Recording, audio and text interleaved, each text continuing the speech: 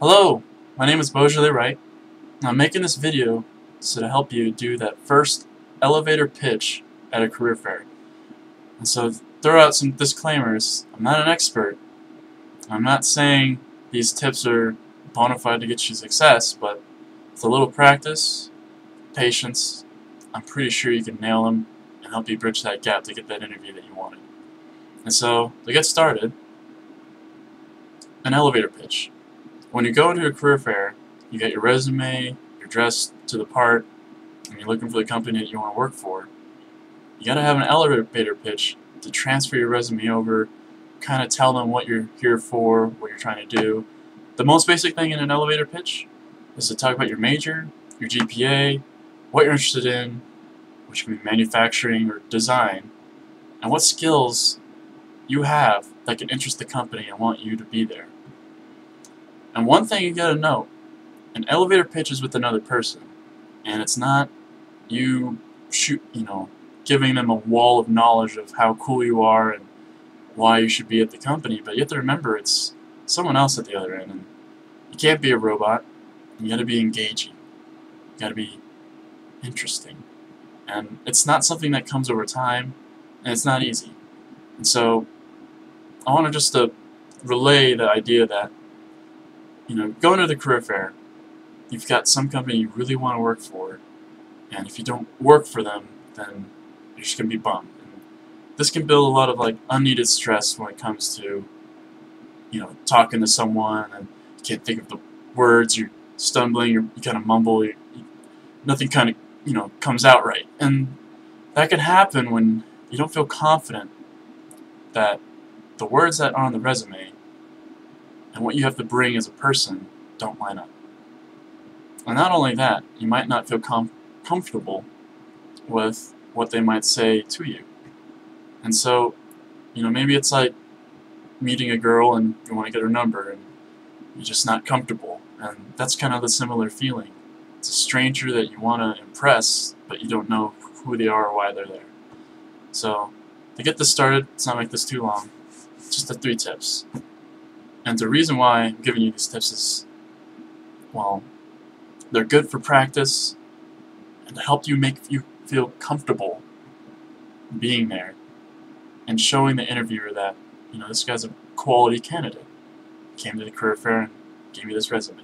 So, what you do. One tip I always gotta recommend is practice your pitch. And don't just, be like this me on the camera, I'm probably staring a lot, where you practice at a wall. It's not engaging. You gotta talk to someone that, maybe a professor or maybe even a friend, but you just gotta be engaging them, and you gotta tell them what you have to bring, what your resume says. I mean, sometimes you may have just, wrote your resume last night and not everything lines up. It's got to be important to note that your resume might be as organized and top-notch and top of the line, but if you don't show the same level of quality that your resume shows, there's already a discrepancy that they can see. And so you got to be practicing it. And so, the one thing I want to let you know at the end of this tip is, don't come with a list of things you want to tell them, but have a list of things you want them to leave with. So, just to kind of end on that one. Tip number 2, research your company. I can't tell you how many times I've heard or overheard someone talking to, an interviewer, not an interviewer, but someone at the career fair. They have a good resume, they tell them all about themselves, and then when the interviewer says, what do you know about Toyota, or what do you know about this manufacturing position, and you draw a blank, I mean, that's another red flag that comes up often. And to be honest, it's important to research your companies. You research them for the phone interview, you research them for the career fair, you research them, because you want to work there. It's not, you're not researching this as added work. You want to work there and know what they're building lines up with what you want to do in life. And so it kind of helps to, come to an interview, not an interview, but I mean, at the career fair and meet their engineer, and they ask you, why do you want to work at Toyota? And you tell them, You guys have been making advancements in, electronic clutch design for electronic vehicles, and I'm so super interested in that. I've, read a lot about it. Do you know anything about it? I mean, that just sounds very exciting. It sounds interesting. And that's ultimately what knowing and researching your company brings out. It brings you to another level, I'd say. And so, getting that research is important because it bridges a connection between you and the person that you're talking to. Because now you guys are talking about the same page. Oh, you know about research at Toyota? Well, hey, I work at Toyota. Let's mingle. Ultimately, it's to make things feel comfortable. Because no matter what, talking to a stranger somewhere that you've never met for the first time is uncomfortable. And making yourself feel comfortable brings your confidence level up. And so that was a little long. Tip number 3, don't be afraid to visit companies you didn't intend to see. Because that can be the best practice you have at getting at the company you really want. Ultimately, sounding flawless. And no one sounds flawless in the interview. I mean, this video, you can hear me blurb and whatnot, whatever the heck I was doing.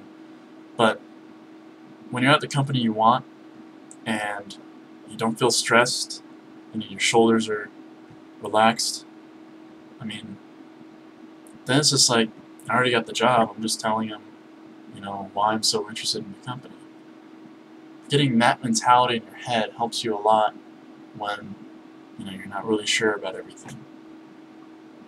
And by saying that, I mean, not really sure if they're going to take you on for that interview. But you gotta have that confidence level that, they already are. And when you talk to other people, I mean, it's not the same stress. You could talk to someone in manufacturing and then just have a conversation with them. Because ultimately, that's what you're doing at a career fair.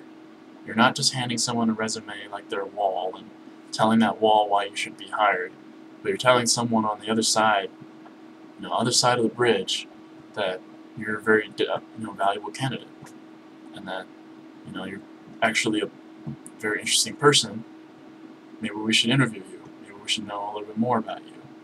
Because ultimately, at the interview, it's getting to know you more as a person that they can't read on the resume. And so to end on all this, I want to say, career fairs are not about showing up and handing a wall resume and telling that wall the things you did. It's not making a connection that eventually lets you get the interview down the road. So, I hope you take whatever you want from this video, and I hope that helps. Anyway, take care.